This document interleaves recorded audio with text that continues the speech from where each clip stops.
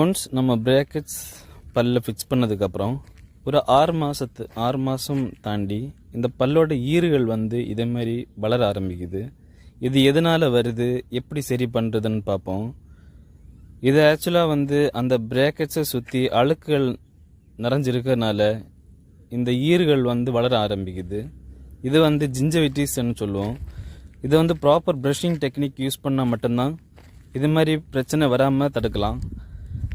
Brushing 45 degree ஆங்குலேஷனில் மேல்புறமாகவும் கீழ்ப்புறமாகவும் பல்லோட ஈறுகளுக்கும் பல்லுக்கும் இடையில் இருக்க கேப்பில் இருக்க அழுக்குகளை ஃபுல்லாக ரிமூவ் பண்ணணும்.